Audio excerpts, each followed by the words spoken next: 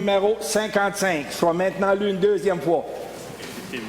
The member for Fredericton, member Cook Tantama. Gwe, Walalan, Mr. Speaker. It is an honor to rise in the House today to speak to Bill 55, an act to amend the Education Act. The territory on which we are gathered is covered by the treaties of peace and friendship, which the Wolastoqiyik, Mi'kmaq, and Passamaquoddy peoples first signed with the British Crown in 1725. The treaties did not deal with surrender of lands and resources, but in fact recognized Wolastoq, Mi'kmaq, and Passamaquoddy title and established the rules for what was to be an ongoing relationship between nations. I want to respectfully recognize and acknowledge those treaties and the fact that we are meeting here today on the unsurrendered and unceded traditional lands of the Wolastoqiyik. Madam Speaker, the actual bill that we are looking at today is quite simple. It adds the word language to the Education Act, but that one word, language, has so much significance. The change would add the word language to paragraph 7B of the Education Act so that the line would read, "The Minister shall prescribe or approve programs and services which foster an understanding of Aboriginal history, language, and culture among all pupils." In 2017, the member for Fredericton South passed a bill with all-party support in this legislature to ensure that Indigenous history and culture are part of our curriculum, our school curriculum, and this is the next logical step. Enshrining in law that Indigenous languages would be included in the provincial curriculum for public school students is the next step. It's true that this is happening here and there across New Brunswick. This would make sure there was access to all students. Adding languages to what is being taught about culture and history is important for so many reasons.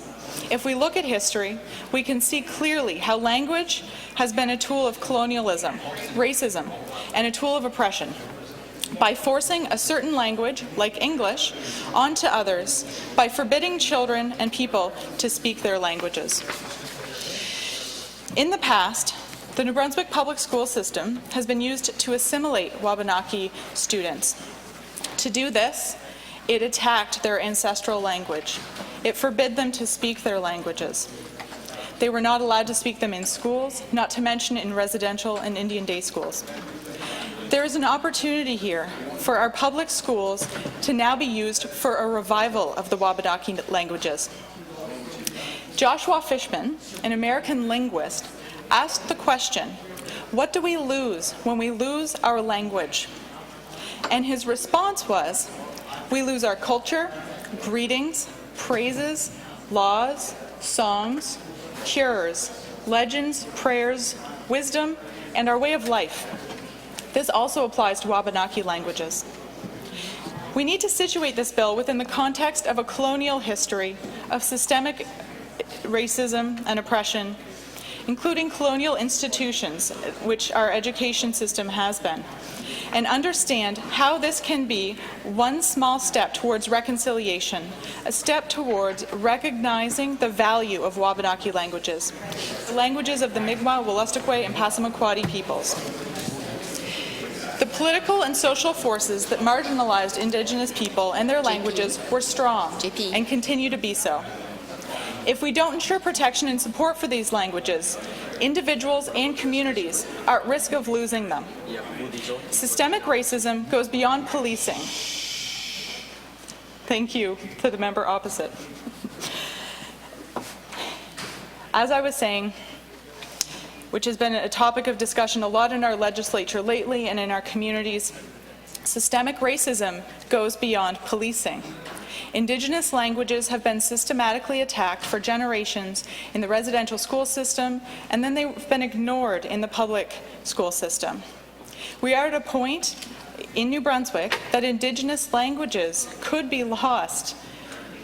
There are fewer than 100 fluent, lifelong Wolastoqiyik speakers and about 2,000 Mi'kmaq speakers left in the province. I want to take this moment to recognize the elders and Indigenous language speakers who have held these languages, carried them forward through many challenges, and those who have worked to ensure that they are revitalized and passed on. There has been violent loss in your communities, and you have persevered. As members of the Legislative Assembly, we have an opportunity to correct a wrong, to reverse the forcible exclusion of Indigenous languages from our schools, and to require the Minister of Education to include Indigenous languages in the curriculum. This bill is not very prescriptive. It adds the word language, but that doesn't mean there are limitations on that. I think we can use our imagination, and civil servants will need to work with Indigenous communities, elders, language speakers, and design additional curriculum to suit Indigenous students, ensuring that they have access where it doesn't already exist. And the curriculum could introduce other students in New Brunswick to Wabanaki languages, in addition to culture and history, which are also intertwined. This could mean offering immersion programs for Indigenous students in grade school, including exposure to Wabanaki languages through social studies and history, or offering upper-level courses in high school.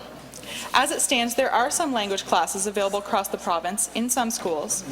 There is treaty education available, and it needs to reach every corner of the province. This bill would add to the efforts already in place. This would expand and guarantee a place for Indigenous languages in our schools. Not only do languages matter, our words matter. And it is important that we have words from our leaders to show what we value and support. As we move toward ensuring Indigenous languages are a guaranteed part of the public school curriculum, and students in New Brunswick have more and more opportunities to learn about Indigenous culture, history, and language, we need to make sure we are clear with parents and residents and everyone in our province that we value First Nations education.